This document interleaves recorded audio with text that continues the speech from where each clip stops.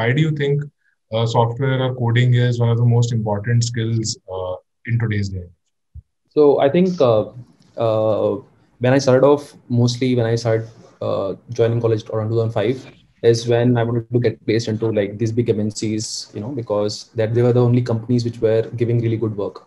And obviously the salaries and stuff was something which we always looked at, but the work was something which which attracted us. Google, Yahoo's, Facebooks, and stuff like that. But what I have seen is when I over the last like 5 to 6 years, there are so many startups right now. Like Flipkart started off in 2011, and right now it's such a huge company and with a great engineering culture. I got a chance to work with them for like about 9 months. I was consulting with them for a while in 2016, and I could just see the difference in companies like Google and Yahoo and Flipkart, right? And now when you look at it, they're like a unicorn every other week. You're seeing a lot of these tech enabled businesses coming out, and not just working out for the foreign clients or Indian clients, but also creating an impact directly to the globe, right? So yeah, I mean, in terms of opportunities, as we grow, we like everybody has been like have heard of this, like automation will take over the world, right? So just being good at the basic stuff will not help you out. Eventually everybody will need to learn coding to some level. Even if you have to be in marketing, even if you have to be in any other space, you have to learn Excel is like just a functional programming language if you look at it. So like it's not just that you can just continue with what set of skills we had in the last decade. The only way ahead is to ask a like have the ability to make a program, sorry, computer do what you want it to. It could be writing coding, it could be making sheets in Excel, it could be just writing some queries to get extracting data and stuff like that, right? So as we are becoming more data enabled, all the roles are getting impacted. It's not just the software engineering role which is in more demand, but like every other like department in my company is also has to have some amount of tech enablement. What would be your suggestion or input to these students who are today taking their first step towards a tech career? So like I've been kind of repeating this, but you have to there's no shortcuts. You have to actually go through the grind to actually become a software engineer and really good at tech, right? It is basically it's just like mathematics. It's just a field where without practice, without actually doing stuff, you will not be able to go forward, right? You can't just learn swimming by watching videos, right? You have to actually go and swim, and eventually that's how you will learn swimming, right? And similar with coding, it's similar with maths and stuff, right? There's a saying that you need about 10,000 hours of some concentrated effort to actually become a master of it, right? It could be learning guitar, it could be singing, it could be anything, right? So uh, like people spend that many hours to hone their skill to eventually become a master in that, right? So if you have to become a master at coding, it's simple. You have to kind of write 10,000 hours of code, right? But what I have seen that these days is that there's too much, like how do you, what code do I write, and how and what structure do I implement this, right? And there's a like bunch of content out there, right? Every other week I'm seeing new kind of content coming up to teach you XYZ and stuff like that. Like if you are kind of distracted by all this new content which comes in, new kind of learning which comes in, you will not be able to structure the way you want to progress. There is a proper structure as to what has to be done in the first few weeks and second few weeks and stuff like that. And I think Masai School has done a pretty good job of doing that. So like one of the biggest advice I would give is definitely stick to the curriculum. Go really really deep into that. If you're not able to understand something, being your teachers out there, being your mentors, and like you have even if you are not able to understand or you're not able to do a couple of things, like redoing that particular things or a foundational concept of that will eventually give you confidence to attack the problem, right? There is nothing as like like only brilliant IQ kids can only solve coding. It is a way of just trying to make a program write something, right? To make a machine do something for you, right? And that structured way of doing stuff will only get you there. So that's the reason why there's a step A, there's a step B, and step C, right? So follow the program. You have to do your work. You have to solve all the problems which you're getting, and practice, right? So that is the only way you're gonna go ahead, right? And once you get into the rectangle, it's not just about Masai school mein you have done 7 months of these brilliant coding exercises. I'm done now. I've got a job. I don't need to do anything else, right? The learning doesn't stop there. Learning has to continue, and that's the mindset you should have, right? So, like, have the learning, like, anywhere you are. There's such a huge ecosystem out there of in front end, in back end, in data science, in AI, ML. There's so many different things which you can learn. Even say we take a smaller thing like front end React. In React itself, there are like hundreds of different things that people are doing and figuring out. So, like, the learning thing has to be there. The learning part, right? So you have to keep always upskilling yourself. The technology is changing like crazy. Like, we used to have, when I joined in, they used to have jQuery developers. Now you will not even hear of jQuery anymore. Then they were Angular developers. Then you hardly hear about Angular developers these days. And now it's the React is something which is the craze. So try to understand the concepts, and the fundamentals have to be very, very clear, rather than just understanding one of the few of these hot technologies which are going around these days, right? Yeah. So, like, even if you do the 1,000 hours at Masai and eventually you join a company, and the first few years, your thing should always be to upskill yourself from where you are to where you want to be. There are hundreds of different things out there, and I'm sure Masai will be like eventually do something for you guys as well. Once you join, there'll be a course for you to upskill from an SD1 to an SD2 or stuff like that, for sure. You touched upon another thing of picking up knowledge is one thing, but sort of having that framework is a question we also get. Like, knowledge is free, everything is available on YouTube and whatnot. So why do you charge so much money at Masai School? It's just a full stack developer course. And I think in today's day and age, it's like curating something, being able to, because the information overload is insane. You try to search for something, and so many people understand SEO, so it's not like you will just get the right results there. And to be able to put that together and get something meaningful out of it is a tricky thing, which would also lead me to, like, my next question to you. That you had Masai graduates, I believe we have two engineers working at QMath. So what has been your experience with Masai students? And if you could also sort of compare and contrast with, say, fresher in general, Yeah. that would probably help. So I think both the candidates who joined us were fresh. I mean, the first job for them. So comparing them to like folks who have joined us from like different engineering colleges, or directly without any kind of course which are coming out, internet like coding schools which are coming out, right? So the one thing which I've seen is that those 1,000 hours definitely make an impact. Like, they understand the stack really, really well. So the time it takes for them to start becoming operational from the time they have joined is pretty small, right? So I see people like Alok, who joined us like probably last year, towards the end of last year, was able to like create features right out of the bat. I mean, it took him probably just 2 or 3 weeks to get understand about the code, and then he was delivering stuff. It was difficult for us to keep him happy with giving him more tasks to do, because I think that the insane amount of understanding of the code base is was something which we are not expecting, but that's what we saw, and that is probably because of all the projects which they have to do towards their coursework, and that's what definitely helped him as well. The second thing was like they were also pretty quick on the collaboration part, because it's not just about creating a small just a small program. It's also about creating the whole project which you create. So that part is something which also they picked up, which we usually again is not taught in engineering colleges.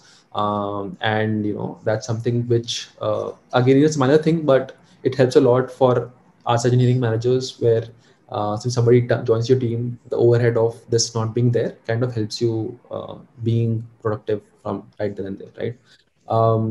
So the overall theme was like, the onboarding has been really, really fast. Second was that they have been able to grow considerably faster than the others because those 1,000 hours which they have done, these guys are doing it over here. So it will Right. take them some time to do it. And the structure which Masai kind of gives has kind of helped them bring strong fundamentals so that they can also not just do just front end or just React, but also can start working on the other stacks as well. What are the attributes that you look for in a candidate when you're hiring, particularly for your teams? So the couple of things which we usually look at, like be it like a senior developer or even a fresher out of college, is like the main thing obviously is strong coding skills, right?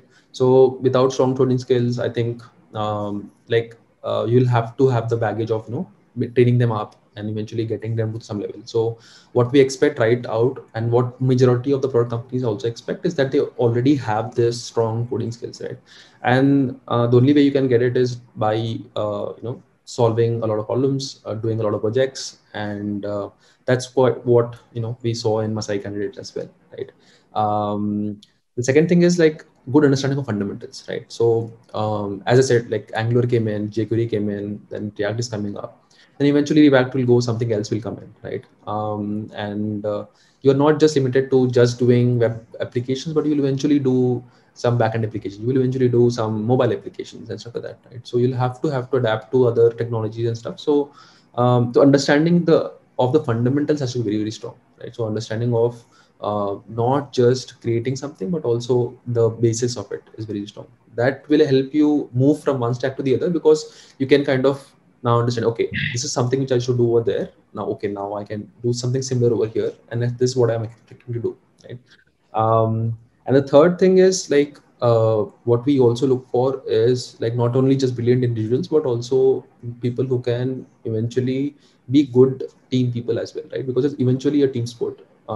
You like the whole feature or the whole product is not just one guy's work. It has to be done with multiple people. So we also kind of see whether culturally we are happy to work with, and there's good enough amount of collaboration which we can expect from the person and stuff, right?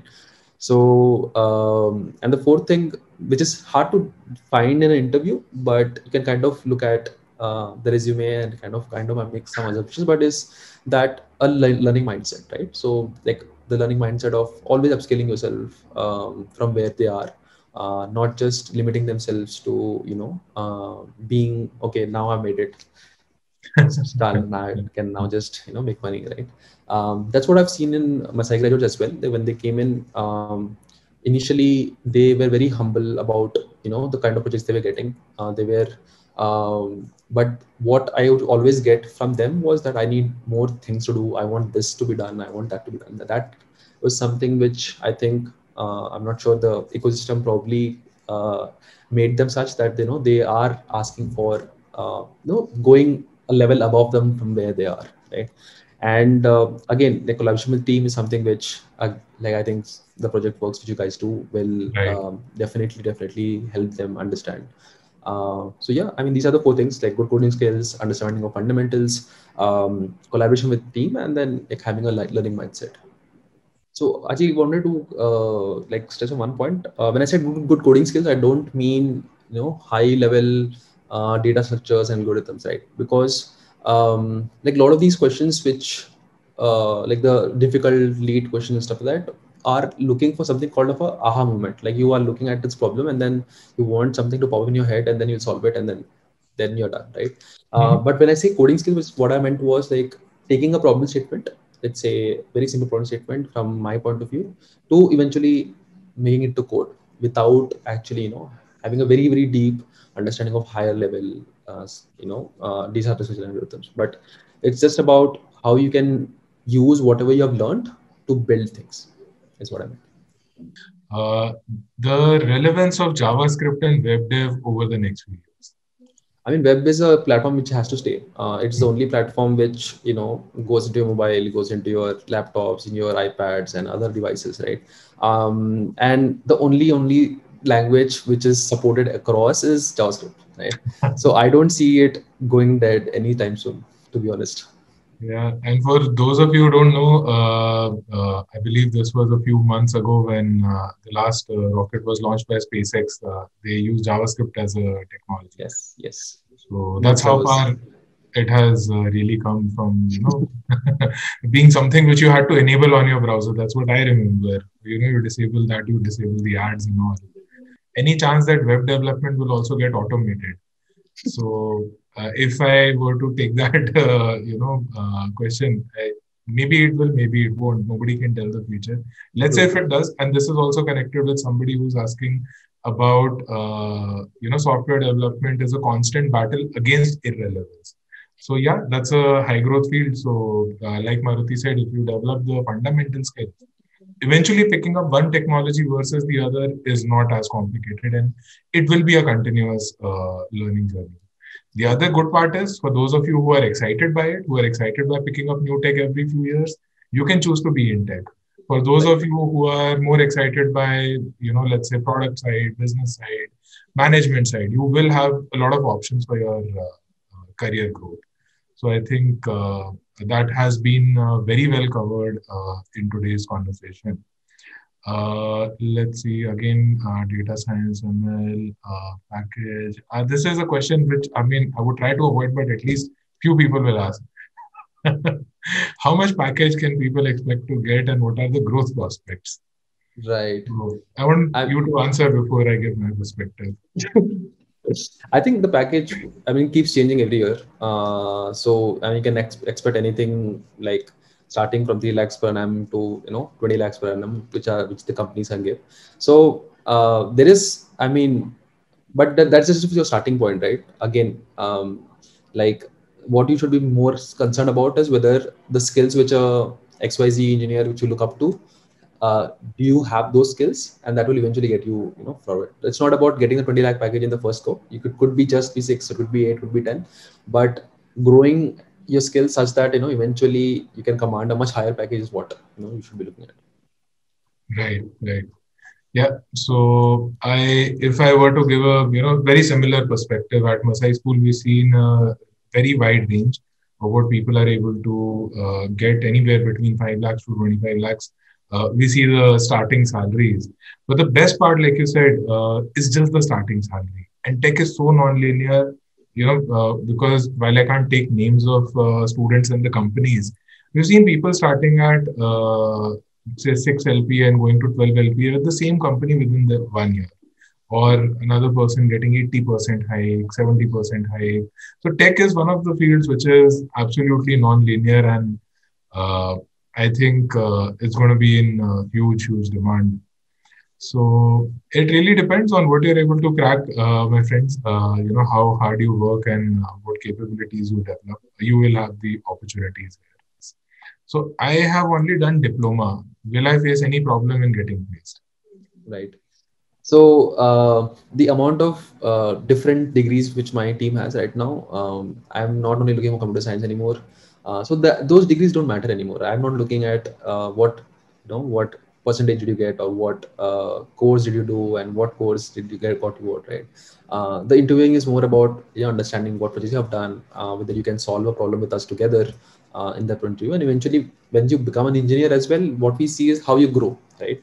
So like a diploma or anything is probably like these things will eventually go away for the tech world. It's more about having those skills, and having those skills will only be via doing these projects which Masai is doing. Right. Again, a very connected thing. Is career gap a problem?